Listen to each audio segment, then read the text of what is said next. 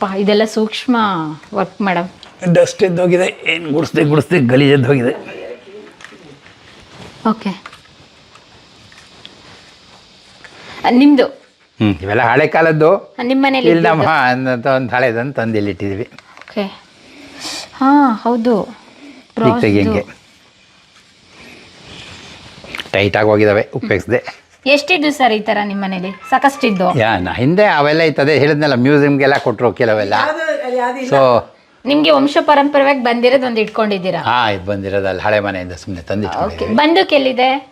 ಬಂದೂಕೆಲ್ಲ ಅಲ್ಲಿ ಒಳಗಡೆ ಎಲ್ಲ ಇಟ್ಟಿದ್ದೀವಿ ಸೇಫಾಗಿ.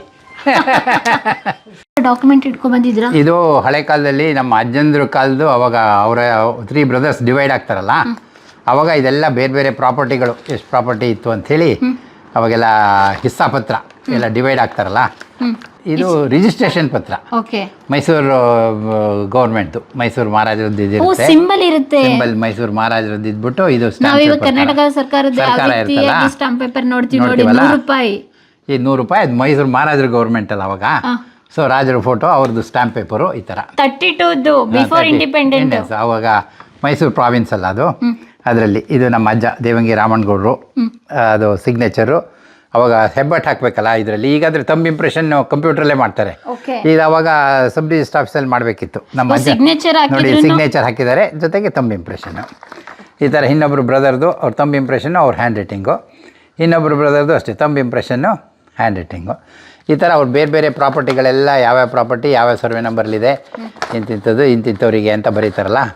ಸೊ ಅವನ್ನೆಲ್ಲ ಲ್ಯಾಮಿನೇಟೆಡ್ ಮಾಡಿ ಇಟ್ಟಿದ್ದೀನಿ ನಾನು ಹಳೇದು. ನೋಡಿ, ಅಂಡರ್ಲೈನ್ ಮಾಡ್ದಂಗೆ ಅವಾಗ ಜಾಸ್ತಿ ಬರೀತಾ ಒತ್ತುಗಳು ಇವನ್ನ ಎಲ್ಲ ಹೀಗೆ ಗೆರೆ ಹಾಕೋರು ಅದನ್ನ. ಓಕೆ, ಸೊ ಇದೆಲ್ಲ ಫುಲ್ಲು ಇಷ್ಟೊಂದು ಪ್ರಾಪರ್ಟಿಗಳ್ದೆಲ್ಲ ಬೇರೆ ಬೇರೆ ಪ್ರಾಪರ್ಟಿಗಳ್ದೆಲ್ಲ ಡೀಟೇಲ್ಸ್ ಬರೆದಿದ್ದಾರೆ ಇದರಲ್ಲೆಲ್ಲ. ಇನ್ನೊಂದು 10 ವರ್ಷ ಬಂದೆ 100 ವರ್ಷ ಆಯ್ತಲ್ಲ ಸರ್? ಹಾಂ, ಹೌದು. ಡಾಕ್ಯುಮೆಂಟ್ಸ್ಗೆಲ್ಲ ಈ ಡಾಕ್ಯುಮೆಂಟ್ಗೆ ನೀವು ಪ್ರೊಟೆಕ್ಟ್ ಮಾಡಿದಿರಲ್ಲ ಇದು. ಅವಾಗ ಅವರು ಡಿವೈಡ್ ಆಗ್ತಾರೆ ಫಸ್ಟ್ ಟೈಮ್. ಅಷ್ಟೋ ತನಕ ದೇವಂಗಿ ಒಂದೇ ಮನೆ ಇರುತ್ತೆ. ಅವ್ರ 3 ಬ್ರದರ್ಸು 32ನಿಂದ ಅವಾಗ ಡಿವೈಡ್ ಆಗಿ, ಈಗ ಸುಮಾರೆಲ್ಲ ನಾವೆಲ್ಲ ಡಿವೈಡ್ ಆಗಿ ಬೇರೆ ಬೇರೆ ಬೇರೆ ಬೇರೆ ಸಿಕ್ಕಾಪಟ್ಟೆ ಬ್ರಾಂಚ್ ಆಗ್ಬಿಟ್ಟಿದ್ದೀವಿ. ಓಕೆ, ಇಲ್ಲಿ ನೋಡ್ಬೋದು ನಾವು ಅವಾಗ ಮೈಸೂರು ಸಿಂಬಲ್ ಯಾವ ರೀತಿ ಇತ್ತು ಅಂತ ಹೇಳಿ.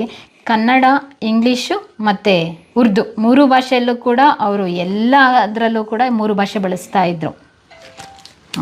ಅವಾಗೇನಿಲ್ಲ, ಅವಾಗಿನ್ನೂ ಬುಕ್ ಮಾಡಿರಲಿಲ್ಲ. ಇಲ್ಲೊಂದು ರಾಶಿ ಸಾಮಾನುಗಳು ಬಂದು ಎಲ್ಲರಿಗೂ ತೋರಿಸೋದು, ಬಂದವರಿಗೆಲ್ಲ ತೋರಿಸಿ ಮಾತಾಡ್ಕೊತ ಹೊಟ್ಟೋಗೋದು. ಆಮೇಲೆ ಕ್ಲೀನಿಂಗ್ ಕೆಲಸ ನಮಗೆ ಸಿಗೋದು. ಇವಾಗ ಬುಕ್ ಆದಮೇಲೆ ಒಂದು ಸ್ವಲ್ಪ ನೆಮ್ಮದಿಯಾಗಿದೆ. ಈಗ ಆ ಕೆಲಸ ನಿಂತೋಗಿದೆ ಈಗ. ಮನೆ ನೋಡ್ದು, ಮನೆ ಇದು ಒಂದು ರೀತಿ ಹಾಲ್ ಮತ್ತು ಡೈನಿಂಗ್ ಹಾಲು ಮತ್ತು